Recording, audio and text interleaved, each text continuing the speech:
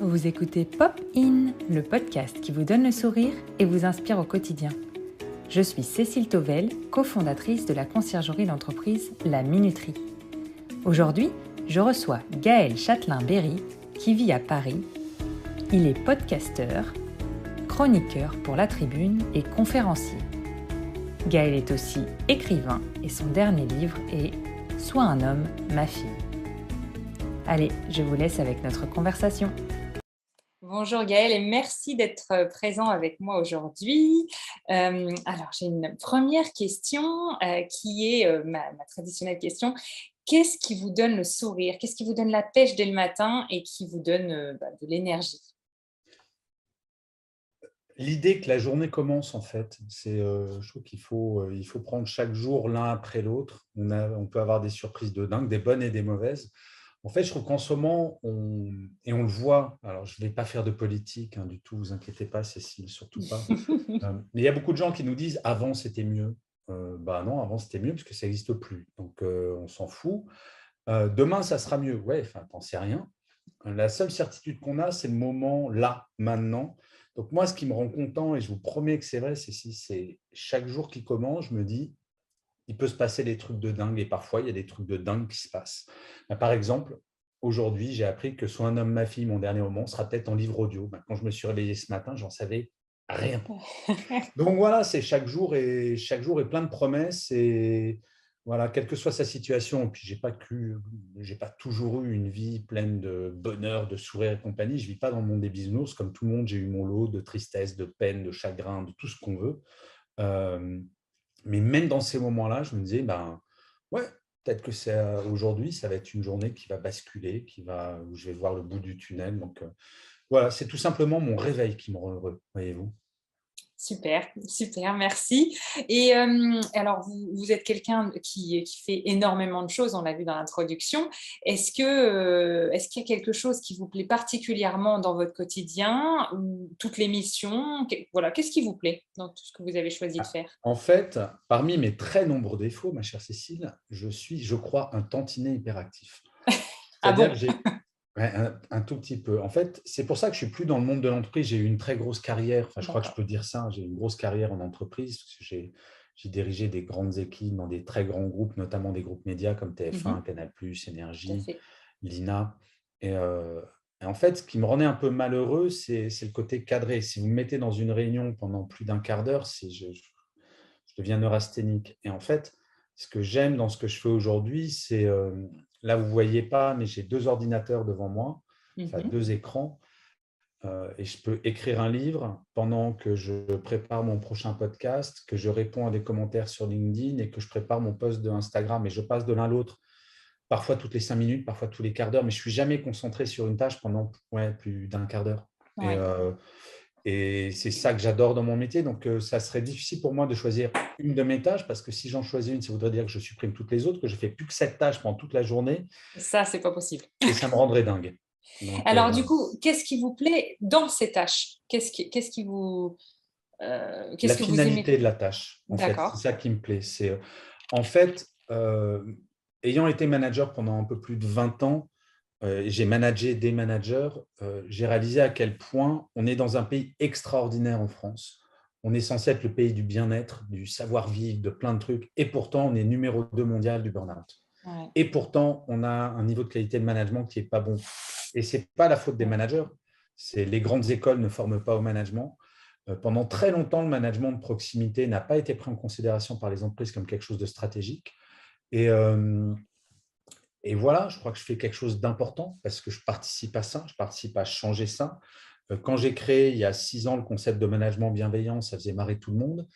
Et puis, mon boss est nul, mais je le soigne. Mon premier bouquin a cartonné. Donc, les gens ont commencé à dire, ouais, bah, c'est une mode. Et une pandémie après et quelques études sur le bien-être au travail qui ont montré que le bien-être au travail, c'était aussi dans l'intérêt de l'entreprise. Je ne dis pas que le combat est gagné, hein. Très loin de là, il y a encore beaucoup de chemin. Mais j'ai l'impression d'avoir été utile. Donc, en fait, tout ce que je fais, tout ce que je fais, c'est fait pour faire changer le monde de l'entreprise, le management, le bien-être et transformer le monde de l'entreprise en ce que ça doit être et ce que ça peut être, c'est-à-dire un endroit où au pire, on n'y souffre pas et au mieux, on s'y épanouit. Voilà. Très bien. Et alors, vous parlez justement de la qualité de vie au travail. Souvent, on le relie aussi à l'équilibre vie pro, vie perso. Est-ce que vous, personnellement, vous avez justement vous êtes parvenu à un équilibre que vous jugez bon, ou est-ce que vous êtes justement au contraire quelqu'un à ne pas suivre selon vous voilà, je ne sais pas ce que vous en Vous pensez. voyez, là, ma webcam, ce n'est pas c'est pas un faux truc, hein, c'est vraiment Oui, mon tout bureau. à fait. Et derrière la porte c'est par là, sur Oui, lequel il y a le logo de mon podcast, c'est mon appart, où il y a mes enfants, où c'est très souvent moi qui fais la cuisine pour toute la famille. Donc, quand on en a 5, c'est un vrai travail, hein. c'est sûr. Euh, et en fait, l'énorme avantage de mon métier, je me lève très tôt le matin. Je me lève généralement vers 5h, 5h30 du matin. Mhm. J'écris quand tout le monde dort. Je vais faire du sport. Donc déjà, vous voyez, je fais du sport tous les matins pendant une D'accord. heure et quart, et ce que je ne pouvais pas faire quand j'étais salarié. Mhm. Si je n'ai pas envie de bosser, je ne bosse pas. Je bosserai plus le lendemain matin ou différemment. Donc ouais, j'ai trouvé mon équilibre. Je ne sais pas si j'ai trouvé l'équilibre parfait, mais j'ai trouvé mon équilibre qui fait que je n'ai pas l'impression d'être esclave de mon travail. Oui. Je ne suis pas métro boulot dodo. Euh, et je crois que mes proches, tant que mes enfants ne m'appellent pas monsieur, c'est que tout va bien. Donc, vous arrivez à passer du temps avec eux, j'imagine, Ah, entre les énormément, oui. repas, du coup, les Bien repas sûr, bien notamment, sûr. et Non, mais puis c'est important. après. Mais vous savez, il y a des gens, ça m'a beaucoup surpris avec le premier confinement. Je me rappelle, j'ai eu une discussion avec. Mais d'ailleurs, c'était dans un. Je peux le dire, puisque elle l'a dit Dans un des podcasts? officiellement dans une de mes interviews sur Happy Work. C'était Alexia Laroche-Joubert, Oui, la tout à fait. patronne de Un super ALT, donc épisode. très grande productrice. Oui, Et qui m'a dit, et ça m'avait surpris quand elle l'a dit, et c'était tellement naturel, elle a redécouvert avec le oui, premier confinement le plaisir de dîner avec ses enfants. ouais, tout à Et fait. maintenant, elle le fait, même après les confinements. Donc voilà, on se laisse vite déborder quand on est manager, quand on est dirigeant. Et ce n'est pas forcément qu'on n'aime pas nos enfants ou qu'on n'aime pas notre famille, c'est qu'on est passionné par notre travail et on Oui, se laisse emporter et on trouve toujours une excuse, un truc. Mais voilà, c'est une question à un moment de prise de conscience et je crois oui. que la pandémie a Mhm. fait prendre conscience à beaucoup de dirigeants et à beaucoup de managers l'importance de tout ça. Et Alexia, en étant un... Je pense que ça s'entend dans l'épisode, je suis un très, Oui. très gros fan d'Alexia, très gros J'avais bien fan, je l'écoute remarqué. toujours. Non, mais c'est vrai que c'est une femme qui est étonnante par sa réussite, par son pouvoir, par son humanisme. Donc voilà, j'ai toujours admiré cette femme et ça se confirme et j'aime bien.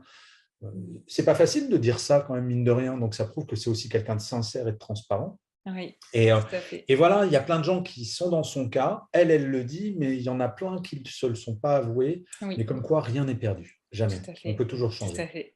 Exactement. Voilà. Super. Un beau, très, très beau message.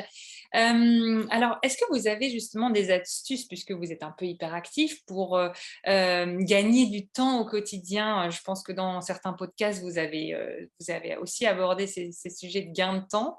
Est-ce que, Alors, le voilà. paradoxe du gain de temps, c'est que faut apprendre à en perdre. Alors, j'explique. En fait, notre cerveau, si vous mettez sur une tâche, alors moi, j'en suis pas capable personnellement parce que je suis hyperactif, mais vraiment, enfin, je suis un vrai hyperactif. Mhm.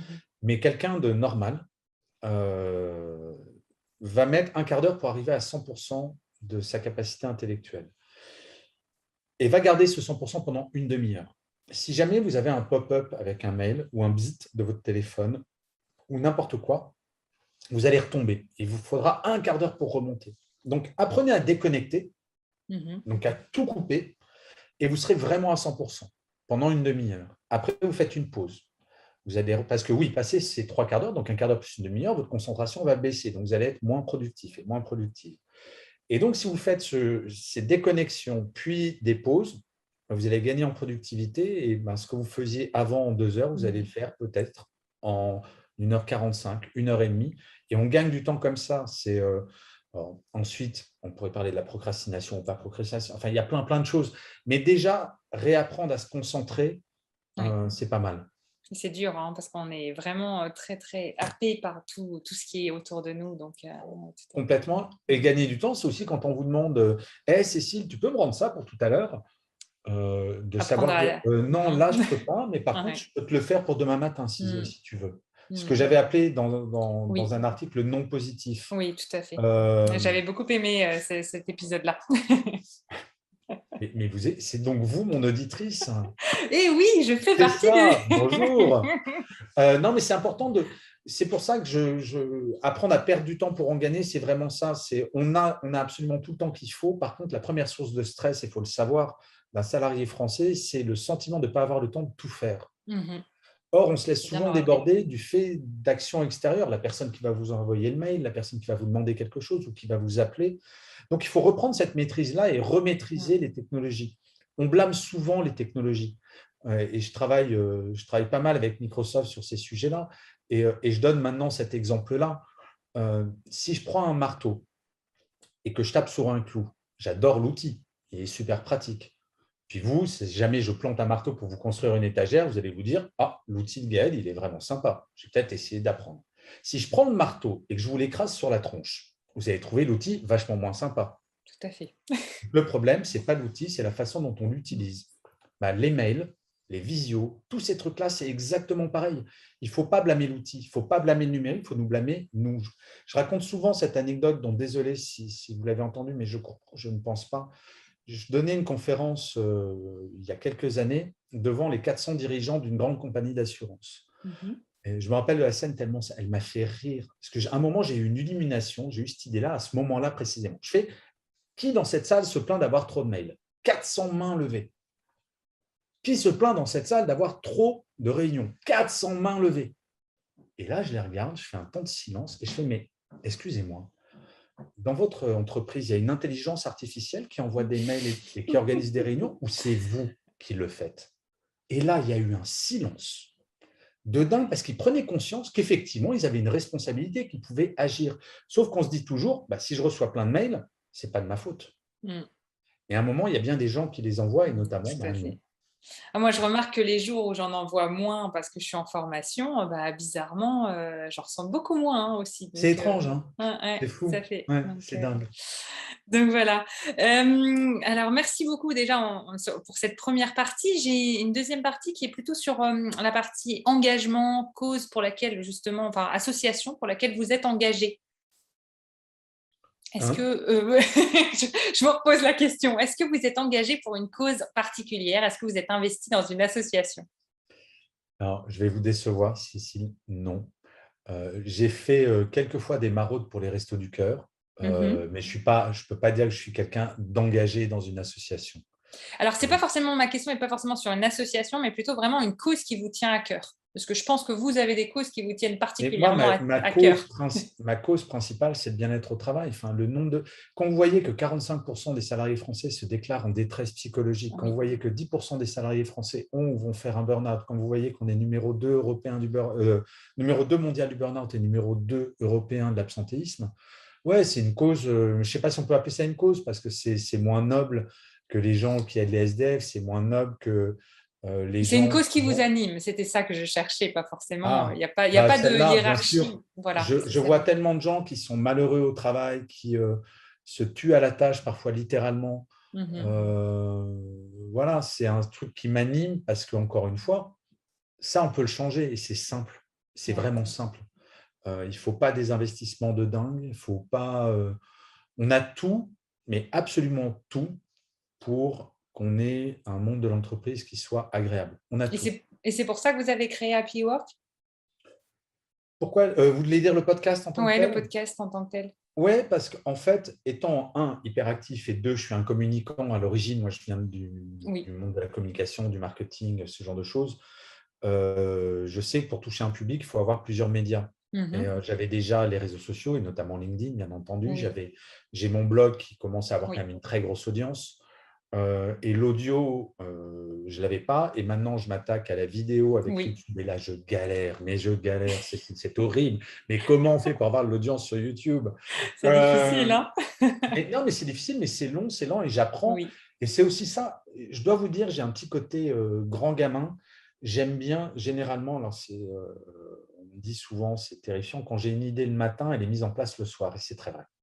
Et j'ai même pas peur. Mais quand je dis j'ai même pas peur, le jour où j'ai eu l'idée de mon podcast, c'est le lendemain matin, il y avait le premier épisode qui était lancé.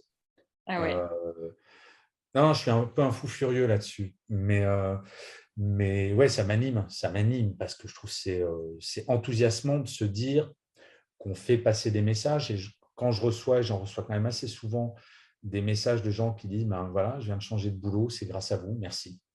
Et je Ça ne fait reviens pas. plaisir. Je dis C'est mais chouette. waouh, c'est trop bien. Je crois que c'est utile ce que je fais. C'est pas, encore une fois, je ne change pas le monde, Mm. je le change à mon niveau. Mm. Et ça me rend fier. Je suis assez fier de ce que je fais, ouais, Super. humainement. C'est très bien, merci. Et tout à l'heure, vous nous parliez justement d'une personne qui vous a particulièrement inspiré. Est-ce qu'il y a d'autres choses, un livre, une œuvre d'art qui vous inspire au quotidien? Je vais vous déprimer si je dis ça. Oh là là, En vous me fait, faites peur. Non, le but non, mais il y a un du livre podcast, qui c'est de donner de la m'anime. pêche, alors. Non, non, mais c'est un livre qui m'anime depuis bientôt 30 ans. Je le relis de temps en temps. C'est La volonté de puissance de Friedrich Nietzsche. Ah oui, oui, oui. Ouais, ouais. Mais pourquoi ce livre? Parce que, un, c'est un livre d'aphorisme, donc ça n'a rien d'intellectuel. Quand on dit Nietzsche, on s'imagine, oula, hein, ça doit être compliqué, c'est hyper facile à lire. Mais en fait, c'est un livre qui parle de la responsabilisation. Je vais vous donner un exemple. Nietzsche, par exemple, dit non, mais c'est bien que tu ailles prier Dieu pour que, je grossis le trait, hein, pour qu'il y ait la paix dans le monde ou qu'il y ait moins de misère dans le monde. Mais pourquoi tu n'irais pas dans la rue pour aider les pauvres? Et en fait, c'est vraiment la notion de responsabilisation, de prise en charge, au lieu de se dire c'est la faute d'eux, c'est la faute A, je vais demander A, agis. Et en fait, ce livre, je l'ai lu, je devais avoir 22 ans. C'était une gifle énorme, mais énorme. Et ouais, ça m'anime, ça m'inspire et c'est toujours le cas, parce que je crois qu'on est responsable de nos actes, on est responsable de ce qu'on vit. Et surtout, il n'y a pas de limite à nos rêves, mais aucune. C'est-à-dire que si jamais il y a un gamin qui vient me voir et qui me dit moi, j'adorerais être astronaute, je dis, bah, tu le seras. Et comment ça, je le serai? Bah, donne-t'en les moyens, bosse, vas-y, renseigne-toi, agis. Tous les gens, je déteste cette phrase, et ça, je l'ai dit à un nombre d'amis ou de connaissances qui me disent oh là là, tu as de la chance, tu fais de la musique, qu'est-ce que j'aimerais faire du piano? Qu'est-ce qui t'en empêche? À un moment, au lieu de regarder L'amour est dans le pré, bah, tu prends des cours de piano. Ouais. C'est une question de choix et de priorité. On peut faire ce qu'on veut dans la vie. Ensuite, ça ne veut pas dire qu'on va réussir, donc il faut être prêt à prendre des échecs. Alors, des échecs, j'en ai eu beaucoup dans ma vie, beaucoup. Parce que j'ai essayé plein de trucs. Mais voilà, c'est enthousiasmant de se dire, il y a des trucs qui vont marcher, d'autres qui ne vont pas marcher. Et c'est le chemin qui est génial. C'est le Mm. chemin. Le jour où je me dirais, je suis arrivé, je pense que je serai dans ma tombe, en fait. Ouais, super. Mais je témoigne, en effet, je connais une personne qui m'est très très proche, puisque c'est mon mari qui s'est mis au piano il y a quelques semaines, et voilà, et c'est encore Ah, possible. Donc vous voyez, voilà, il formidable. suffit de s'y Eh ben, mettre. encouragez-le de ma part. C'est une très bonne chose. Il montera l'épisode, donc du coup, il vous écoutera en particulier. Ah, bah, très bien. Parfait. Et pour finir cet épisode, justement, j'aimerais vous poser une question qui est, est-ce que vous auriez une anecdote, une expression qui vous fait particulièrement rire, ou tout simplement une blague, voilà, pour faire sourire nos auditeurs? Alors, une anecdote peut-être. Une anecdote. Est-ce que vous avez regardé L'amour est dans le pré, Cécile? Pas, non, moi non, Non. désolée. Alors, il faut que vous sachiez, L'amour est dans le pré, c'est le lundi soir. Est-ce qu'il vous arrive, chère Cécile, de vous réveiller fatigué le matin? Ça peut arriver, oui, surtout avec Est-ce des que vous enfants en voulez le bas âge. secret absolu pour ne plus jamais être fatigué le matin? Ah bah oui, je veux bien. OK. Dormir plus. Et Bonne idée. pourquoi je vous parle de L'amour est dans le pré? Parce que L'amour est dans le pré, s'il y a des auditeurs qui vous écoutent, qui regardent, c'est le lundi soir, ça commence à 21h, 21h10 et ça finit vers 23h30. Mhm. Et je raconte ça dans une conférence il y a quelques temps. Vous imaginez, il y a 400-500 personnes devant moi. Et je dis, mais moi, je veux bien, chers amis, que ça soit fondamental d'attendre 23h30 pour savoir si Roger a pécho Marie. Mais si vous faites un replay le lendemain et au lieu de commencer à 21h, vous regardez à 19h, ça ne changera pas grand-chose. Et là, au milieu de ces 400-500 personnes, je vois une personne se lever, toute rouge, au milieu du public et qui fait « Oui, enfin bon, si on fait ça, de quoi on va parler à la machine à café le mardi ?» Ah, c'est pas mal. Et là, je suis resté sans voix et je me suis dit « Ok, si votre problème, c'est la machine à café le mardi matin, bon, il y a plus grave. » Donc voilà, c'est une anecdote qui m'avait fait rire, mais comme quoi la réaction de Ouais. cette personne montrait à quel point on a des habitudes et on a du mal à s'en départir. Et Ouais. Et les gens qui se disent, et je suis persuadé qu'il y a des gens qui vont nous écouter, qui se disent, bah ouais, le matin, je suis fatigué, bah, dors plus. C'est bête à dire, hein, mais la technologie nous permet de faire du replay. Et il y a pas, on trouve toujours des excuses. Vous savez, il y a un nouveau phénomène psychologique qui s'appelle la procrastination du sommeil. Et la procrastination du sommeil, c'est parce qu'on travaille parfois trop et on va Oui, repousser le moment où on va dormir pour pouvoir avoir du temps pour soi, pour avoir des oui, loisirs. Et on oui, va tout à regarder du fait. Netflix, etc., etc. Mais à un Mhm. moment, si on a envie d'être en forme, il faut juste se coucher plus tôt. Et ce n'est pas une perte de temps, c'est important pour soi. C'est un beau message pour la fin. Super. Voilà, Super. Eh ben, merci beaucoup, Gaëlle. Et avec grand puis, plaisir, à Cécile. très bientôt sur vos podcasts, dans vos livres, voilà, ou dans vos conférences. Avec plaisir. Salut, Cécile. Ça y est, c'est déjà fini pour aujourd'hui. Merci d'avoir écouté cet épisode jusqu'à la fin. Je vous retrouve dans 2 semaines avec l'interview d'Amina Zidani, la boxeuse professionnelle championne de France 6 fois et qui va bientôt participer aux Jeux Olympiques de Paris 2024. Si ce podcast vous a plu, partagez-le autour de vous. Cela m'aide énormément à le faire connaître. À bientôt sur Popin.